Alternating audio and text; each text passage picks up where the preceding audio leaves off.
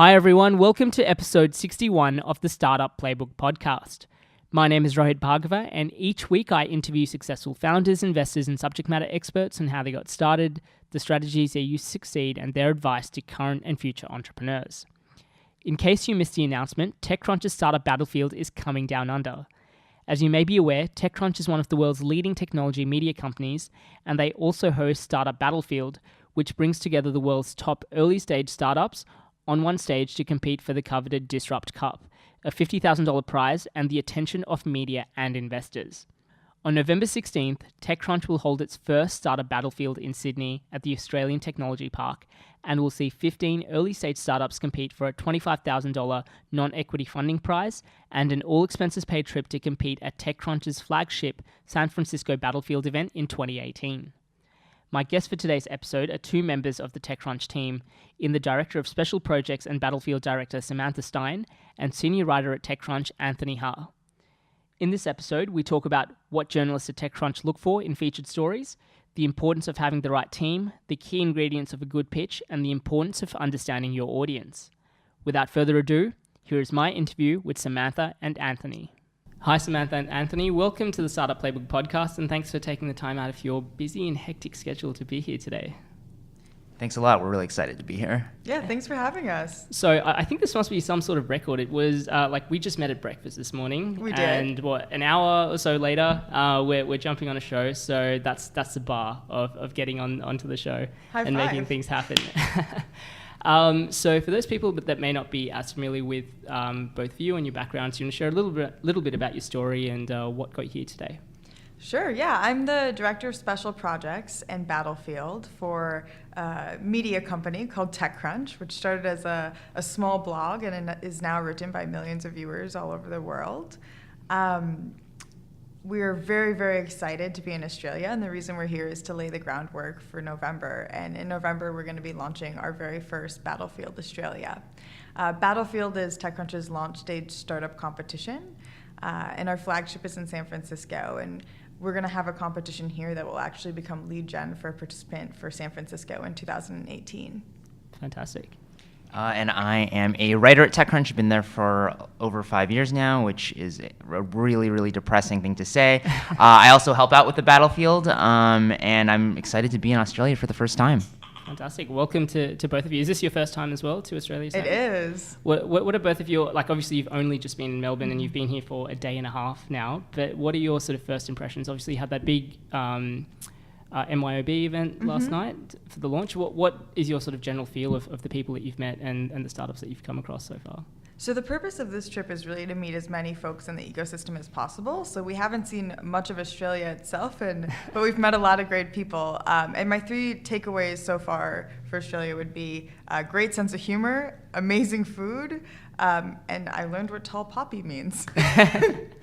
I think one of the big things for me has been I've certainly spoken to Australian startups before that maybe start in Australia and then sort of build a presence in the U.S.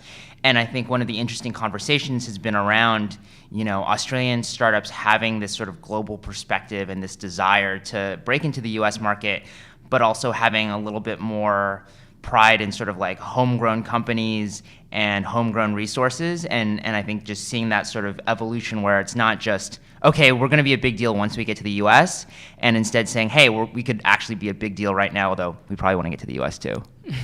Perfect. So speaking of evolution, obviously, you mentioned from a TechCrunch perspective, and Anthony, obviously you've been with TechCrunch for 5 years. How has TechCrunch as a media company evolved over that time, and what have you seen, from the startups across both SF and around the world?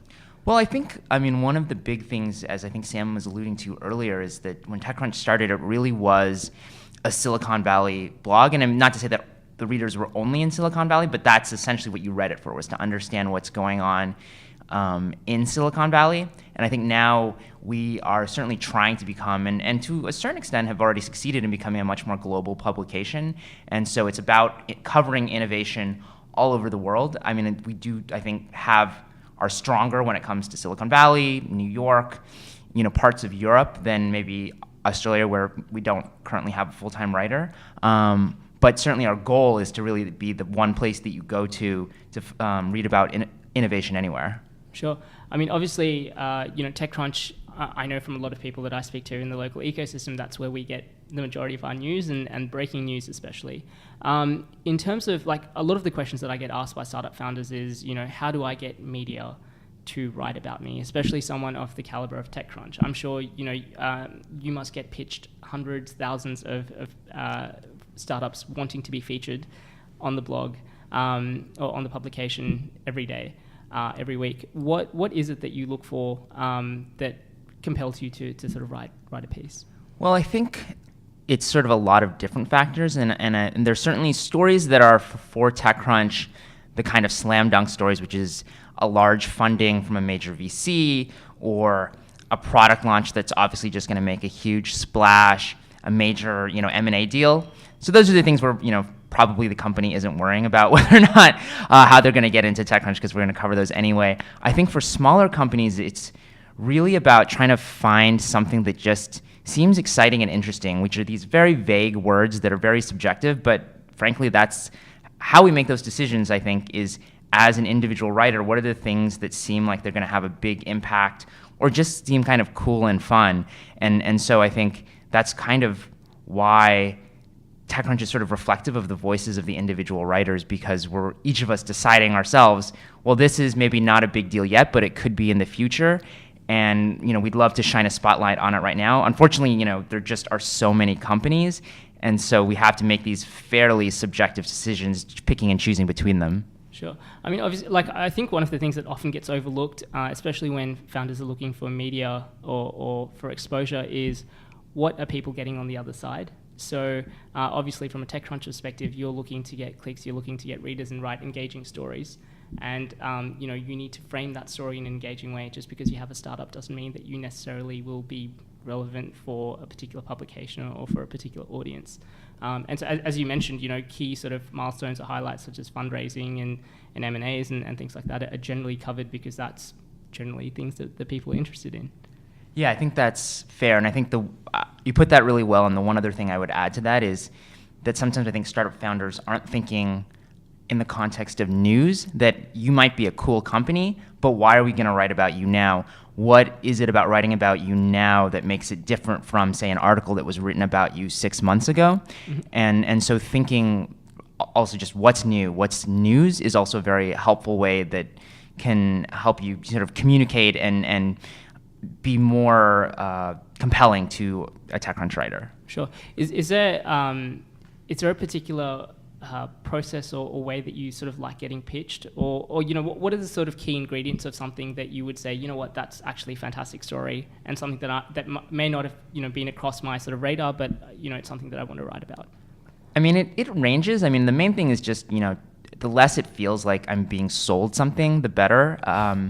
And then, just talk to us like human beings. I mean, email generally is the best way, and most TechCrunch writers are fairly accessible by email. That doesn't mean we're very responsive, because we do get a lot of emails, but certainly you can figure out how to reach us. And I think the other aspect is just try to both start with the most compelling piece of information, so I don't have to read a really long email to know even what the story is, but at the same time include all the information that I need, so that I think sometimes we get these pitches that are like, hey, we're cool, go to our website. And the odds that a reporter is going to click on a link, open an attachment before they know what you're doing even is very low. Sure. Are there, just on that point, are there key things that you want startup founders to send to you in a concise way? I think the main thing is just, again, start with what is the news. Not, hey, this is a cool startup, but this is...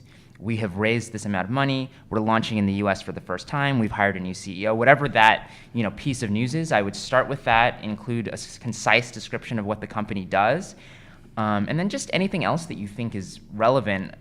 But I mean, the key thing is lead with the news and include an explanation of what your company does in everyday English, because it's really surprising how some people don't do that. Absolutely. And so, obviously TechCrunch has evolved significantly from just having a blog and doing features to obviously things like the Battlefield that have been running for a couple of years now. Is that correct? Sam, do you actually know what TechCrunch, our conference business goes back about a decade now to the TechCrunch, I think originally TechCrunch 40 and then TechCrunch 50. There may have been a TechCrunch 32 and then Disrupt since 2009, I want to say. And I think we've been doing Battlefields the whole time. Yeah, so Battlefield is, I mean, our COO, Ned Desmond, will tell you it's the crown jewel of TechCrunch. And it's dated back 10 years at this point. The reason it's so critical to TechCrunch is it's a vehicle through which we really examine the landscape and say, okay, amongst all of the founders out there, we're going to search, every corner, look under every stone, and see who's coming out of stealth, what's really exciting that's happened that's early stage, who can refer the interesting startups and founders to us, and we'll do an open call for applications. Then we're going to sort through all of these with our editorial staff and industry experts and figure out what are the 15 to 20 startups we're going to feature and launch on stage. And for those startups, it also kickstarts their editorial relationship and life cycle with our staff. So our TechCrunch writers will write about the startup and feature them after we've done that diligence process and train them on their messaging. And we'll continue to write about them and have that relationship as the startup grows. Sure. So as you mentioned, you must receive a whole variety of applications for the program because there's so a wide-ranging benefits that happen not just from the Battlefield itself, but ongoing relationship building and sort of media coverage. What is it that you look for in the startups that are applying to whittle that down to the top 15? Yeah, so there's a few different things. I think the two most critical things are the team, and can the team execute on what they're trying to accomplish? Are they the best team to be able to do that? So there's some really, really great ideas out there, but sometimes you have a team who applies who may be a really exceptional group of people, but they don't have the skill set to execute on the idea they've proposed. On the flip side, you might have a really bad idea, but a really incredible team. So you're really looking for that match between the right team who you see them and you see their skill set and you're like, wow, this is really the best group of individuals to create this particular company or startup. And the second thing is this a really exciting novel idea? And a lot of that has to do with timing, right? So right now, most marketplace ideas are no longer super exciting. They were a few years ago, right? We saw really interesting new ways that you could expand the value of a single resource by sharing it. And so I think those are the two things that really we look for. There's a number of other diligence-related questions we ask. Sure. In terms of one of the things that you mentioned at breakfast was that the Battlefield contest is in a sense the first sort of point of discovering these startups. A, why is that important, and B, at what particular stage are you looking for startups to be involved? Yeah, so it's important. Is the question why it's important for TechCrunch to discover up-and-coming startups? Yeah. TechCrunch's DNA is telling the stories of founders and the stories of the startup ecosystem. And we want to be the first ones to tell the story from the time that someone is just coming up with the idea to when they launch their MVP to when they're, the next Atlassian, right? And so Battlefield is one of the ways we do that. Another way is that, our exceptional staff of writers has curated so many relationships throughout the years where people come to them and tell them their stories first. And that's what makes TechCrunch such a strong brand and able to tell the stories of the founders in the ecosystem so well. Actually, maybe add one thing to that, which is just, I do think that if you've ever been in the room for the Battlefield, part of the really unique excitement of it is the fact that this company is coming on stage and you have no idea who they are, you have no idea what they do, and there's just this sense of like something new coming to the world. Sometimes, almost all the time, it's something very exciting and cool. Once in a while, we have a couple bumps, but that just the sheer fact of the newness of it, as opposed to, I think sometimes I've been to other startup events and it's a pitch offer or what have you, and it's a company you've seen before, it's been on stage before, and not to say that it's not a good company, but it doesn't quite have that same excitement because you're like, oh, I've seen this before, and I think that's also a key part of why we focus on really launching new companies on stage. Sure. One of the other things that you mentioned was the importance of getting the right messaging across in the pitch. So while I was with Startup Victoria, one of the things that I did was help find the deal flow and prepare startups to go and pitch on stage each month. And that is a difficult process to get right because sometimes you have really interesting businesses, but they just don't have the right story together. What are some of the key ingredients that you think make a good story in a 5-minute pitch on a Battlefield stage? Yeah, so super simple. What is your problem? What is your solution? And how is your solution the best solution to solve that problem? Those are the key things you want to get across. It's also important to touch on why it's a large enough market that you would become a big business. When we talk about startups, we're thinking about them in terms of startups that would eventually seek venture funding. And so we want to know that the market's there, that would make sense. Sure. And obviously there have been quite a few successes that have come out of the Battlefield program as well. Do you want to share some of the success stories? Yeah, so we have a really stellar track record, much to the, I'm sure, dismay of most of the TechCrunch staff. We don't get any equity in any of the startups. The prize money is equity free. We don't deploy capital. We're an editorial organization.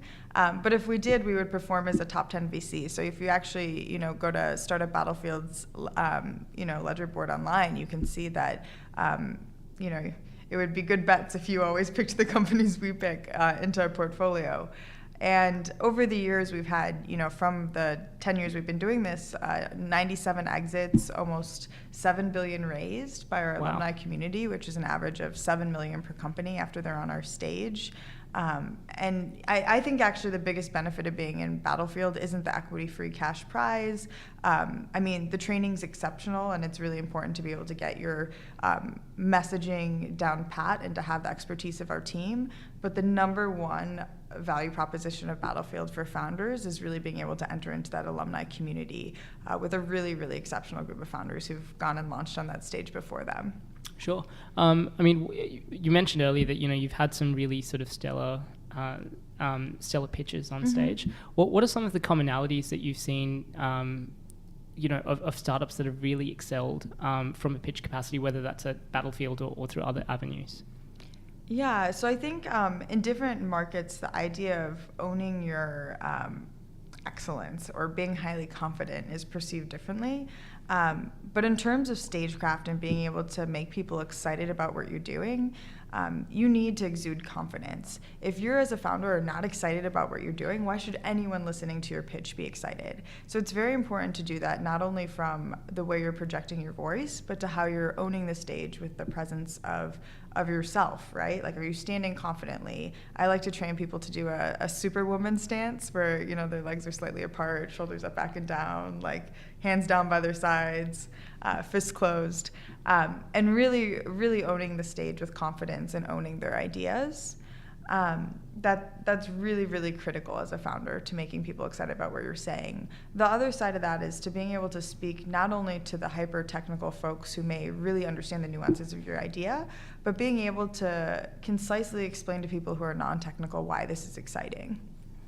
I think there's also an interesting balance in terms of stagecraft and seriousness, that I think sometimes there are people who go on stage and they just knock it out of the park because they're so funny, they're so confident, they're so slick, and then you go backstage and you talk to the judges and they're not necessarily like against that, but I think there's sometimes a little bit of skepticism that maybe there wasn't a lot underneath the surface.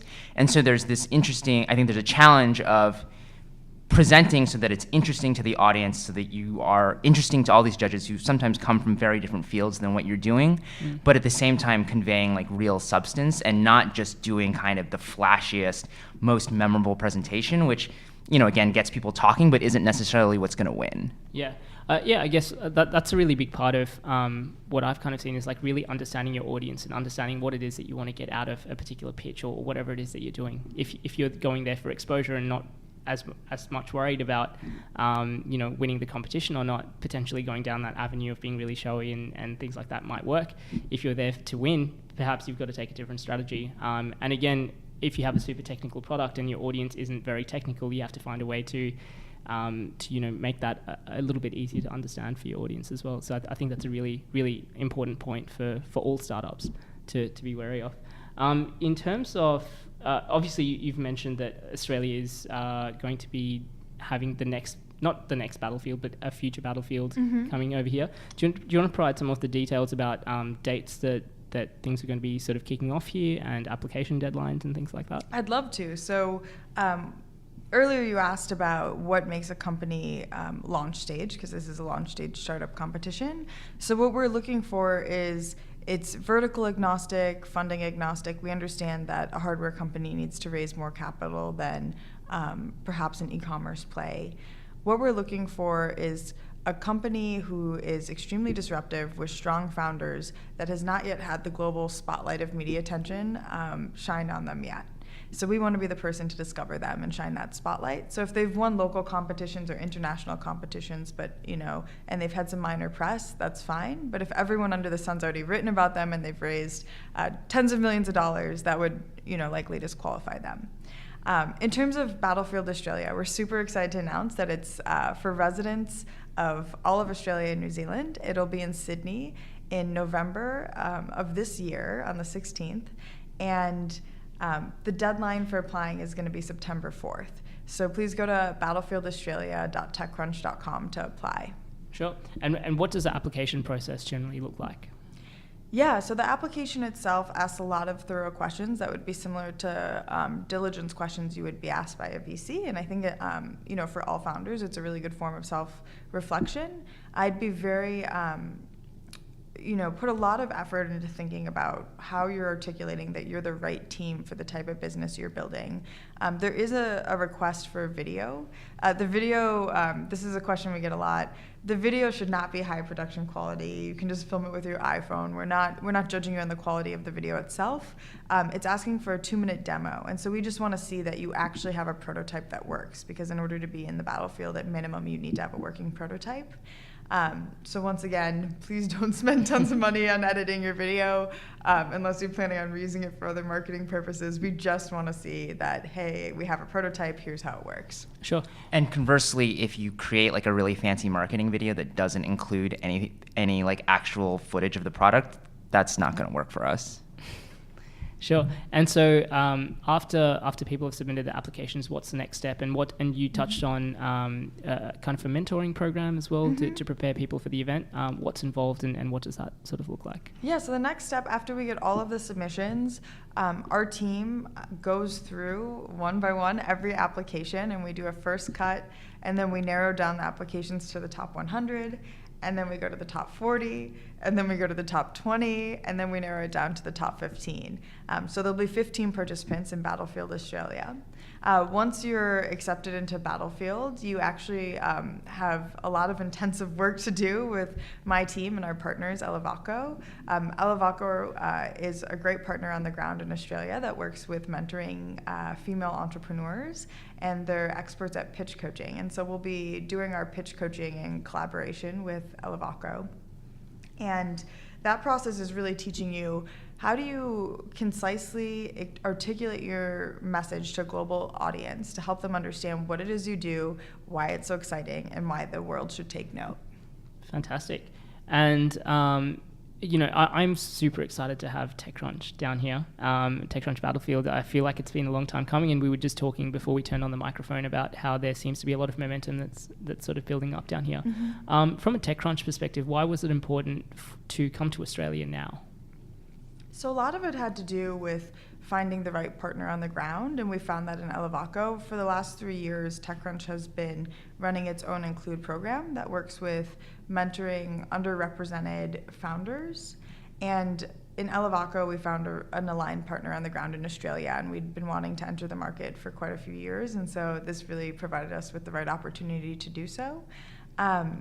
There's a lot of amazing tech coming out of Australia, and it's really exciting that we're here and able to start shining the spotlight on the founders and the innovations we see here. Sure. And in terms of the 15 startups that you end up with, again, I'm sure that you're going to get no shortage of applications, but in an ideal situation, what would those 15 startups look like? Yeah, so you never really know, right? When you're discovering new things, you even surprise yourself when you see all the applications come in, especially in different and new markets. Because it's a generalist competition, meaning it's vertical agnostic, we expect to see everything under the sun. And because we want to highlight different types of founders and different types of innovations coming out of Australia, we do our best not to make it just all e-commerce or all enterprise SaaS companies, but a variance of different types of innovations that you would see here. Sure. Is there you've mentioned innovation a couple of times as well. Is that a key sort of pillar that you're looking for? So in terms of, I guess if there was a scale of, a business that has a very clear business model, has, existing revenue versus something that has a really exciting, innovative sort of technology, where does TechCrunch sit in terms of its preference for Startup Battlefield? So we're looking for the next wave of disruptors who are going to seek, financing and who want to grow into a really big global business. One of the questions we ask in the application is who are your competitors? And I think one way to look at it is if you have tons of competitors already in a space and it's not very innovative, you're less likely to grow into big business because you're going to be swimming upstream against people who've already dominated a lot of the market. And so I think that's one way to look at it. Anthony, do you have anything to add there? I do think that, that definitely is sort of a balance that we try to strike, that we want to have big, dramatic, potentially hugely impactful ideas on stage. We also want to have people who have real businesses. Ideally, we want to have the full package. Sometimes we'll lean more in one direction or another. I do think sometimes, especially smaller companies, they may have like a successful business, but it may be also it's a business on a relatively small scale. So part of the question we're also asking is, does this potentially become, a huge venture-backed business? So you might be profitable with with a little bit of revenue, but is the idea big enough that you can actually be a home run? Sure. I think one of the other kind of discussion points from this morning's breakfast was around potentially the best founders, the best teams having to be convinced to be part of a program because they have something that's existing and something that's kind of working. Is there a particular type of startup or a particular stage in a startup's life cycle that you think Startup Battlefield offers the most value? That's an excellent question. I think it offers the most value when you're trying to attract attention in the form of either investor interest, global partnerships. You will need to hire for key roles. If you have any sort of ask and you need to really get the world out there in a magnified way, the Battlefield is an excellent way to do that. Sure. And obviously you've done a few of these in other countries as well, outside of the US. What are some of the lessons that you've learned from taking this around the world? Yeah, so we've been really excited to recently announce that in October we'll be hosting sub-Saharan-wide competition across Africa, and it'll be based in Nairobi in October. I think in every market you have to look at the ecosystem and say what are the key problems here, and who are the founders that are really understand them well and are positioned to solve them. I think in Africa, it's a lot about operational IP still and logistics and how do you get goods from point A to point B. There's still a huge connectivity equation to be solved that will help more traditional, even art industries like music and video go online and be able to become more profitable. And those are very different problems than the types you're going to see solved in the United States right now or in Australia. So there's that. There's also the difference in training and mentoring founders, right? So in the United States, we're often told that we're very into the hype, right? Like we're very confident, we're comfortable on stage. We like to, tell people what we're working on and own that.